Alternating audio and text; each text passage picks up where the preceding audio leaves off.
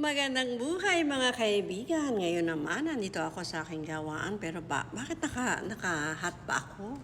Kasi naman, galing ako sa labas. Maulan pa din. Kaya kailangan natin na maglagay ng suporta sa ating head. Ngayon, kakain ako ng, alam nyo kung ano to? Ito ay tacos. Gawa ito ng pharmacopoeia. Mai-enjoy ka. Ito kagabi, ito lang din ang kinain ko. Ngayon ito pa rin. Para ako naglilihi kasi nag-enjoy talaga ako. Kaya ayan ngayon, ang aking gagawin ay kumain. Meron itong cucumber.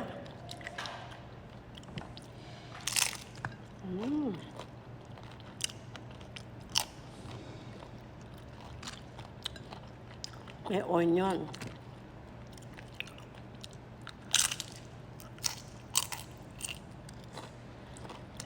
Malutong.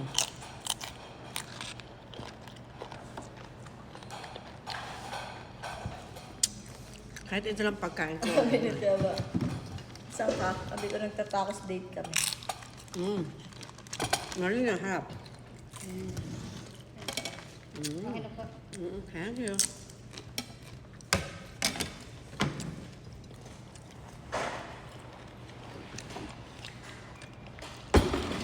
Kutsara. Tinola. Ayoko mo. Ayoko kain. Nilagayan. Matilis eh. Ayoko mo matilis.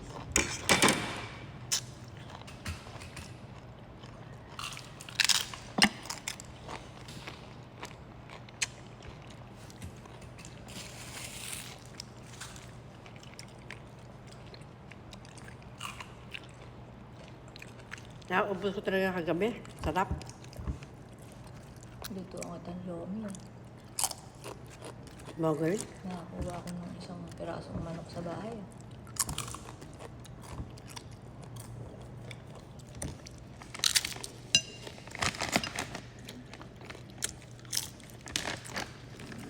Siyempre may iba pa akong ulam.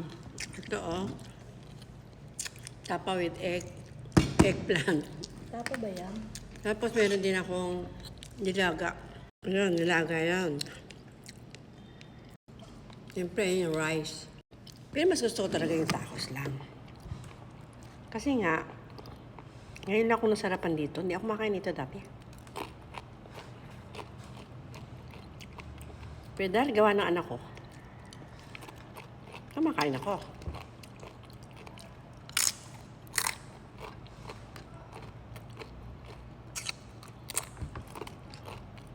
Yummy.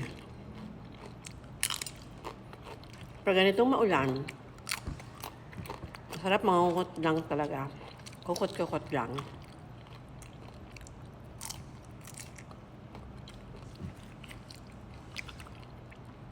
Yung masarap kainin mo agad to. Kaya maganda, nakahiwalay siguro yung ano na. Nakahiwalay. Hindi ba pag take out na kayo walay kasi lalabsa eh. Pero Pero ganyan po talaga siya. Kaya dapat mabilis kang kumain na. Pero sour cream kasi favorite ko yun. Ba't wala yung ano? Paano gumawa sour cream na? Gatas lang, tsaka suka. Gumagawa ko suka. Paghalo